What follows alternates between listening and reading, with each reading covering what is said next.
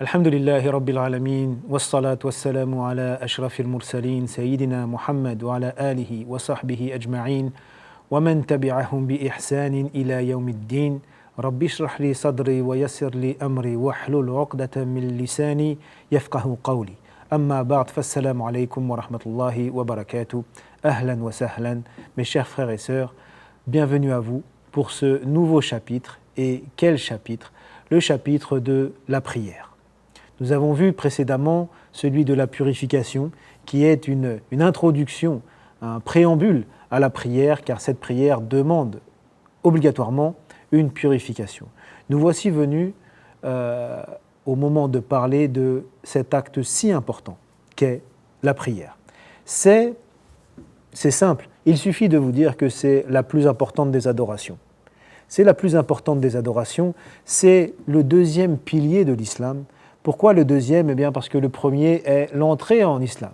Ash-shahadatu an la ilaha illallah wa anna Muhammadan Rasulullah sallallahu alayhi wa sallam, le fait d'attester qu'il n'est de Dieu que Allah subhanahu wa ta'ala et que Muhammad sallallahu alayhi wa sallam est son messager. Bien sûr, il faut entrer en islam. Mais ensuite, directement après, eh bien, la prière est le pilier le plus important. Donc pour les croyants et les croyantes, c'est la plus importante des adorations.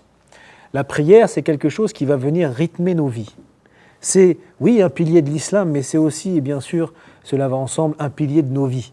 Un pilier de nos vies, car elle va être faite à différents moments. Elle va jalonner notre temps et notre vie 5 fois par jour. C'est pourquoi nous verrons aussi qu'il est important de respecter les temps de la prière, parce que dans l'effet qu'elle doit avoir, il y a aussi le fait qu'elle revienne régulièrement 5 fois par jour, comme cela, dans notre vie.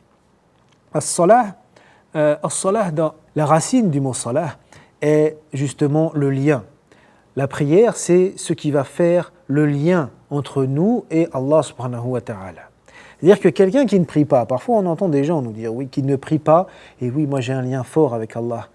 Pardon, mais celui qui ne prie pas n'a pas de lien avec Allah subhanahu wa ta'ala. Il y a peut-être un lien, mais très très très léger, et il se fourvoie en pensant que son lien il est fort. C'est un lien qui est indispensable et qui doit être cultivé et qui doit être préservé. Nous devons prendre soin de notre prière.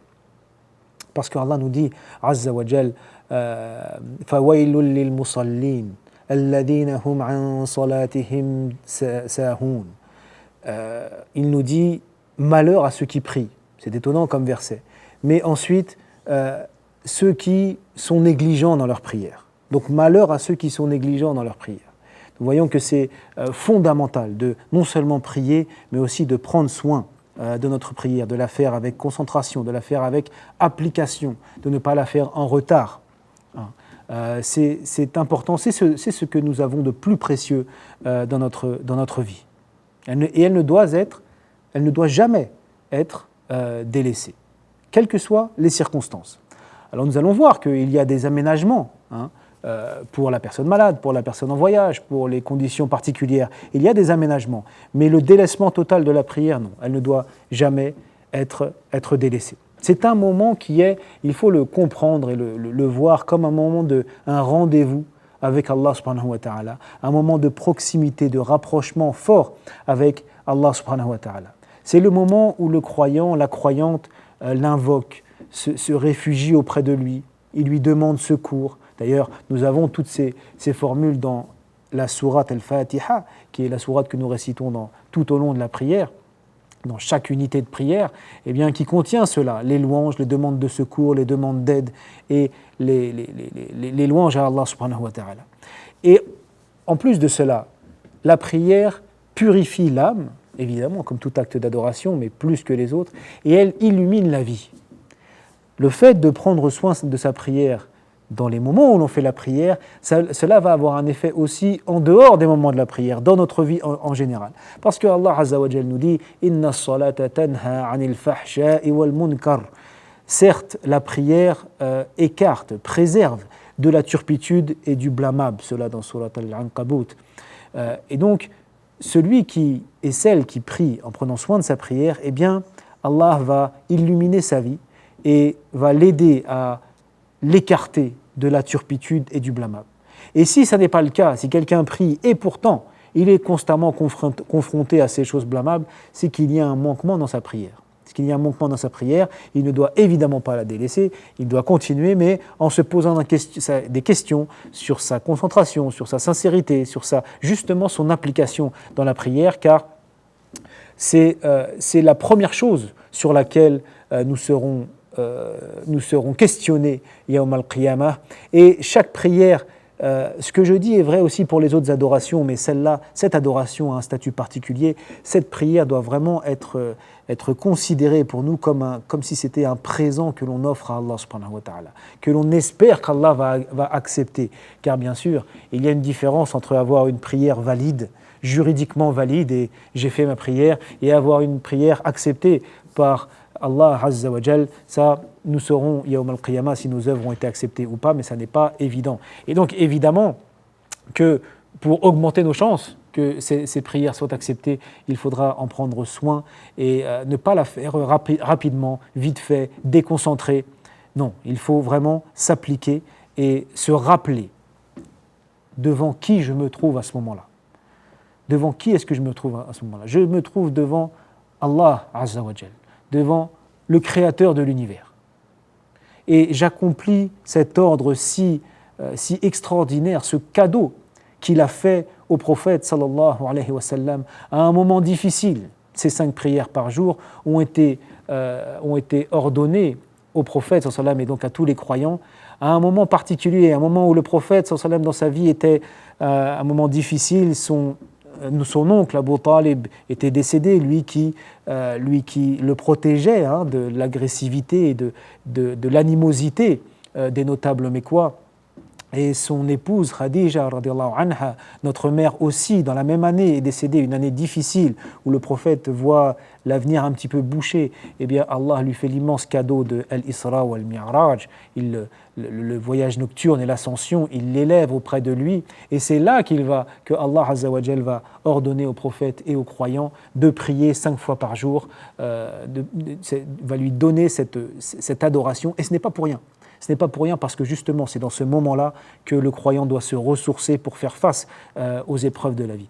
Et nous remarquons que alors que toutes les autres prescriptions divines sont descendues vers le prophète sallallahu alayhi wa sallam, eh bien pour as-salah, pour la prière, là c'est le prophète sallallahu alayhi wa sallam qui s'est élevé auprès d'Allah subhanahu wa ta'ala pour recevoir cet ordre. Et c'est bien sûr à nouveau pas un hasard parce que à nouveau la prière aussi doit être un moment où le croyant s'élève. Il s'élève auprès d'Allah subhanahu wa ta'ala en l'invoquant, en l'implorant, et il doit sentir cette proximité avec lui azza wa jal. La prière est, comme je disais, le deuxième pilier de l'islam. Le prophète sallallahu alayhi wa sallam nous dit Buniya al-Islam ala khams shahadati an la ilaha illallah wa anna Muhammadan Rasulullah wa iqami as-salati wa ita'i az-zakah wa hajji al-bayti wa sawmi Ramadan. C'est rapporté par Al-Bukhari wa Muslim. L'islam est bâti sur 5 piliers.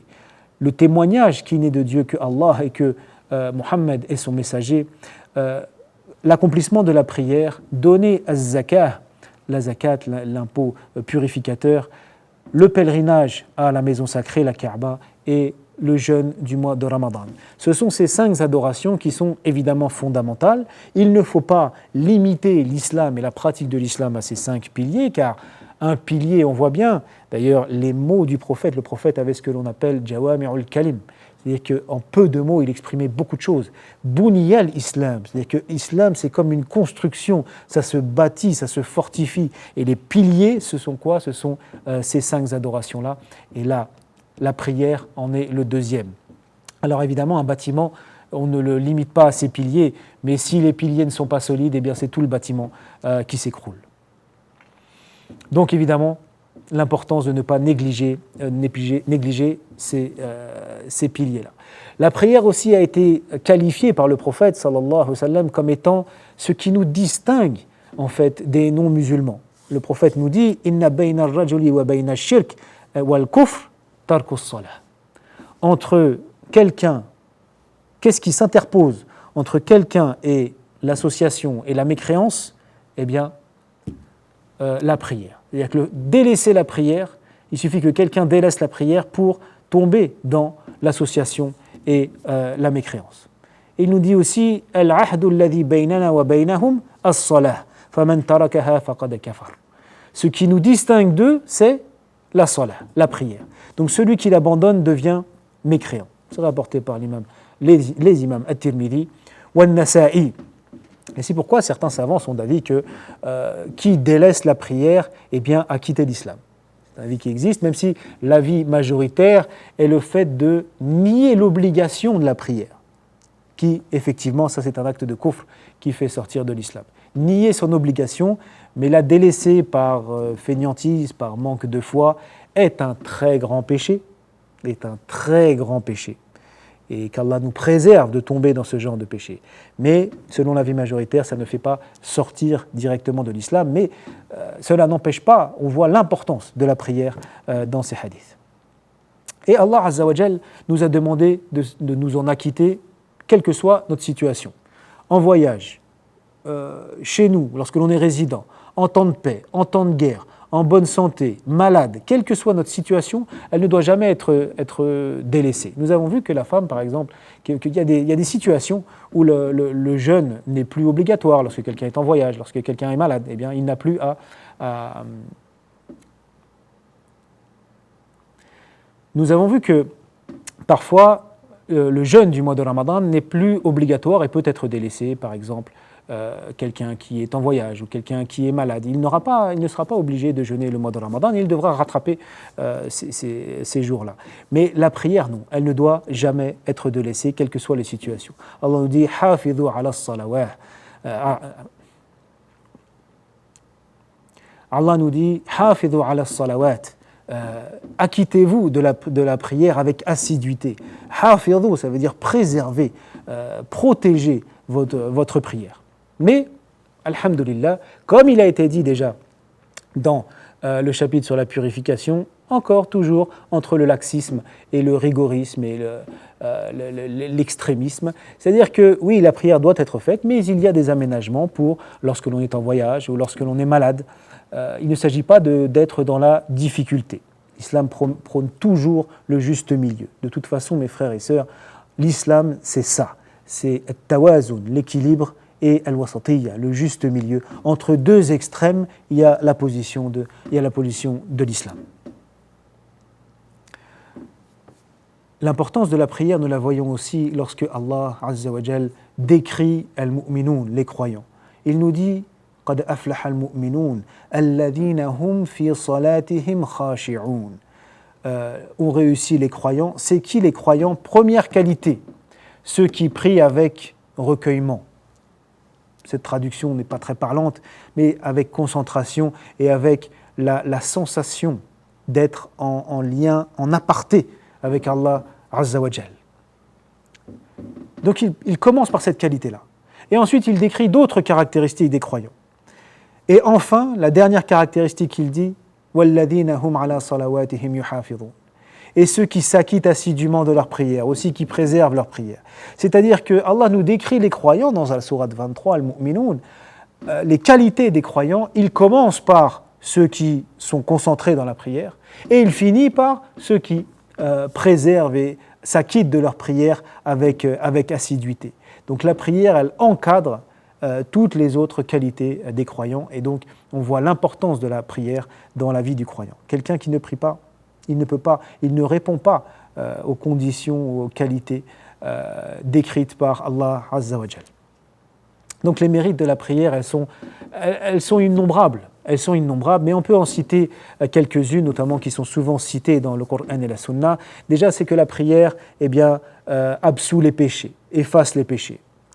Dans un hadith, le prophète sallallahu alayhi wa sallam nous dit « As-salawatul khamsu wal jumu'atu ila al-jumu'ati kaffaratun lima baynahunna wa lam turshal kaba'ir » Chacun des 5 prières quotidiennes, et la prière du vendredi jusqu'à l'autre prière du vendredi sont une absolution pour l'intervalle de temps qui sépare chacune l'une de l'autre, tant qu'on ne connaît pas les péchés gravissimes, c'est les grands péchés, al-kaba'ir. C'est-à-dire que, ici le prophète sallallahu alayhi wa sallam nous dit que celui qui prie et qui fait des péchés, mais des petits péchés, entre sa prière et la prochaine prière, eh bien ces petits péchés seront effacés. De même, celui qui a prié un vendredi jusqu'au vendredi suivant, eh bien les petits péchés, elle absout les petits péchés. Les grands péchés, eux, demandent autre chose, demandent une tawbatun nasuha, elle demande un repentir sincère, ce qui est différent. Elle éclaire aussi le musulman, comme j'ai dit tout à l'heure, elle illumine la vie du croyant. Faite avec assiduité, eh bien, la prière, elle va avoir cet effet de rendre le croyant meilleur, de l'élever, de le préserver du mal. Comme j'ai dit tout à l'heure, Inna as-salata tanha 'anil fahsha'i wal munkar. Certes, la prière préserve de la turpitude et du blâmable. Et le prophète nous dit aussi dans un hadith rapporté par Muslim, as-salatu diya, la prière est une lumière. La prière est une lumière. Troisièmement, elle est la première chose sur laquelle l'homme sera interrogé au jour du jugement. La qualité de sa prière, son assiduité, ça va conditionner le jugement du reste de ses actions. On commence par ça. Le prophète sallallahu alayhi wa sallam nous dit « Awwalu ma yus'alu anhu al-'abdu yawm al-qiyamah salatuhu. فإن صلحت صلح سائر عمله وإن فسدت فسد سائر عمله. » La première chose sur laquelle l'homme sera questionné le jour du jugement est la prière. Si elle est satisfaisante, si elle a été faite avec assiduité et comme il convient, toutes ses œuvres seront valables. Mais si elle est mauvaise, toutes ses œuvres seront mauvaises. Donc on voit bien que la qualité de notre prière va conditionner le reste de notre jugement. Subhanallah, qu'Allah nous préserve et qu'Allah nous compte parmi al-musallin, ceux qui sont vraiment, ceux qui prient véritablement et selon les critères d'Allah subhanahu wa ta'ala. Qui est tenu de faire la salah? Qui est tenu de faire la salah? Eh bien, la personne qui est, plus généralement, qui est sujet aux ordres et aux interdits d'Allah subhanahu wa ta'ala, c'est quelqu'un que l'on appelle qui est responsable de ses actes. En arabe, on dit ça mukallaf. Al-mukallaf, c'est celui qui est sujet aux ordres et aux interdits d'Allah. Pour cela, il faut être pubère et être saint d'esprit. Être pubère et être saint d'esprit. À ces conditions-là, eh bien, les ordres et les interdits deviennent effectifs, et y compris, évidemment, l'ordre de la prière.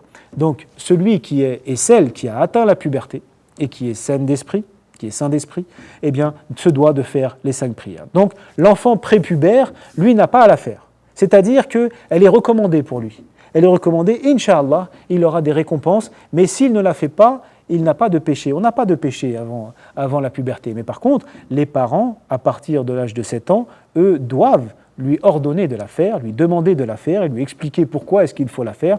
Mais donc, parce que c'est dans un processus d'éducation. Les parents doivent lui apprendre à faire la prière, mais lui, l'enfant prépubère, s'il ne la fait pas, n'a pas encore de péché à cet âge-là. Les signes de la puberté. Comment sait-on si nous sommes arrivés à la puberté? Eh bien, il y a l'apparition de poils au niveau des parties génitales, aussi en cas d'éjaculation, si un garçon éjacule lors de la nuit ou lorsqu'il est éveillé, eh bien, c'est un signe qu'il est pubère. Et chez la femme, il y a les menstrues ou la grossesse. Eh bien, ce sont des signes qui montrent que la prière devient obligatoire, que la personne a atteint la puberté et la prière devient obligatoire pour lui ou pour elle. Mais c'est possible aussi que quelqu'un soit pubère et saint d'esprit, donc il remplit les conditions pour devoir faire la prière, mais il y ait un mani', quelque chose qui vient empêcher l'application de cette règle. Eh bien, en ce qui concerne la prière, ce sera la femme qui a ses menstrues ou ses lochis. Comme nous avons déjà vu, elle ne devra pas prier et n'aura pas à rattraper ses prières. Là, il convient de parler de la douceur de la prière. Au-delà des considérations techniques, la prière, c'est un moment d'intimité avec Allah subhanahu wa ta'ala, un moment d'intimité et de proximité. Et ça ne se ressent pas forcément dès les premiers temps. C'est un long cheminement. C'est un long cheminement qui demande des efforts et de la purification, tazkiyatun nafs, la purification du cœur et du nafs, pour justement pour goûter à ce délice de la prière avec al-khushu'. Al-khushu', c'est justement lorsque l'on ressent cette proximité avec Allah subhanahu wa ta'ala. Et avec cette qualité de concentration, de recueillement, de sensation de proximité avec Allah subhanahu wa ta'ala, alors la prière provoque un plaisir inégalable. Allah nous dit Azza wa Jal wasta'inu bis-sabri was-salah wa innaha lakabiratun illa 'ala al-khashi'in. Et chercher le secours et la patience dans la prière, et certes elle est lourde, c'est une obligation qui est exigeante, mais sauf pour al-khashi'in, sauf pour ceux qui arrivent à atteindre ce degré de khushu', de proximité avec Allah subhanahu wa ta'ala. Comme je disais, ça n'arrive pas dès le début, il faut un cheminement spirituel pour arriver à ce niveau-là, mais évidemment, Inch'Allah, on finit par y arriver. Elle était le grand plaisir du prophète. D'ailleurs, il nous dit Ja'alat qurratu 'ayni fi as-salah. Ma grande joie dans cette dunya, c'était la prière.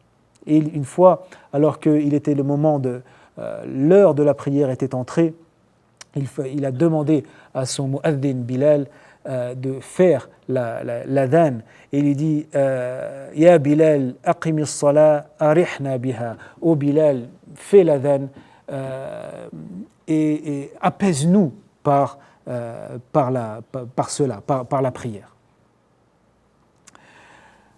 Je vous remercie pour votre attention. Et je vous dis à bientôt, Inch'Allah, et qu'Allah nous compte, qu'Allah accepte nos prières et qu'Allah nous compte parmi al-musallin, parmi ceux qui prient. Barakallahu fikum, wassalamu alaikum wa rahmatullahi wa barakatuh.